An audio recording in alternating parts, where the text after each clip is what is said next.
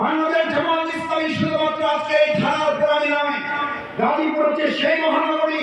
আলহামদুলিল্লাহ আমরা ঢাকার একজন কর্মী হিসেবে যতটুকু কাজ করার সুযোগ পেয়েছি, আমাদের 2009 সালের পর থেকে 2024 সালের 5 আগস্ট পর্যন্ত এই ফ্যাসিস্ট খুনি হাসিনা সরকারের বিরুদ্ধে চরম জুলুম নির্যাতনের উঠতে উঠে গাজীপুর মহানগরী যে বড় বড় বিশাল মিছিল পরিচালনা করত, এটা শুধু গাজীপুরের জন্য নয়, এটা গোটা বাংলাদেশের জন্য নয়, গোটা পৃথিবীর সামনে একটা রোলিং হিসেবে উপস্থাপিত হতো। আপনারা সেই গাজীপুরের সম্মানিত ইসলামী আন্দোলনের কর্মীরা, আল্লাহ তাআলা আপনাদেরকে মর্যাদা আরো অনেক গুণ বৃদ্ধি করে দিন। আপনারা এই ত্যাগ এবং কোরবানি, যে সুশৃঙ্খল মিছিল, যে সুদৃশ্য মিছিল, যে দৃষ্টিনন্দন মিছিল আপনারা করতেন, এটা শুধু আপনাদের কৃতিত্ব নয়, এটা মহান আল্লাহ তাআলা এই গাজীপুরের কাশিমপুরের যে কারাগারের নির্যাতন নিপীড়ন আমাদের ভাইদের রক্তের ফোঁটায় এখানে আছে, আপনারা জানেন নিশ্চয়ই। আমাদের মাওলানা মতিউর রহমান নিজামী ভাইয়ের লাশের কফিনের রক্ত এই কাশিমপুরে আছে। আমাদের মীর কাসেম আলী মিন্টু ভাইয়ের শাহাদাতের রক্ত এই কাশিমপুরে আছে। আমাদের নেতৃবৃন্দের রক্ত এই কাশিমপুর যে গাজীপুরে পড়েছে, আজ এখানে ডিক্লার করে যাচ্ছে আমাদের প্রিয় মাতৃভূমি বাংলাদেশের পুরস্কার হিসেবে খ্যাত এই গাজীপুরের রক্তের উপরে ইসলামী বিপ্লবের পতাকা এখান থেকে উত্তীর্ণ হবে।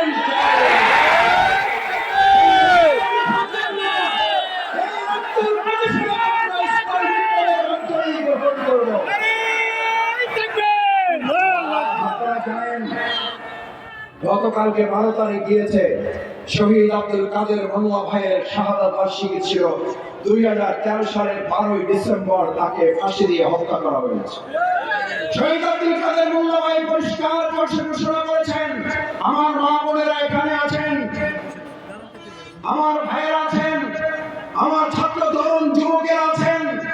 আব্দুল কাদের মোল্লা ভাই ফাঁসির মঞ্চে যাওয়ার আগে দায়িত্বহীন কণ্ঠে পরিবারের সাথে সাক্ষাৎ করতে এসে পরিবারের দিকে তাকিয়ে বলেছেন, আমি আব্দুল কাদের মোল্লার চোখের পানি যদি পড়ে তা যায় আমাদের পড়বে, তোমাদেরকে দেখে আমার চোখের পানি পড়বে না। এবং জেনে রাখো, আব্দুল কাদের মোল্লাকে যে উদ্দেশ্যে ফাঁসি দেওয়া হচ্ছে, সেই অন্যায়ের সাথে আমার কাদার ছিটাফোঁটার সম্পর্ক নাই। আমার এই শাহাদাত খুনি হাসিনা পতনের জন্য কাজ করবে। মোল্লা ভাই সেই কথা সত্য হয়েছে, ইসলামী বিপ্লব সত্য হবে।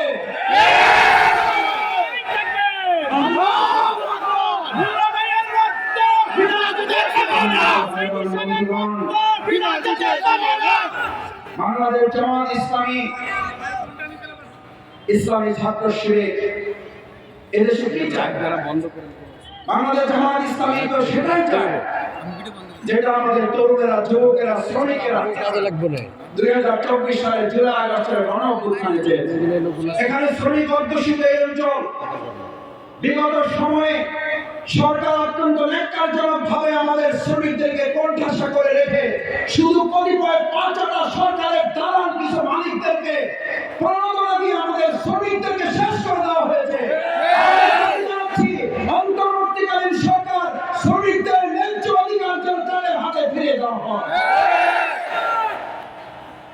আমরা এও দাবি জানাচ্ছি, ভিন্ন ধর্মাবলম্বী ভাইয়েরা এখানে আছেন।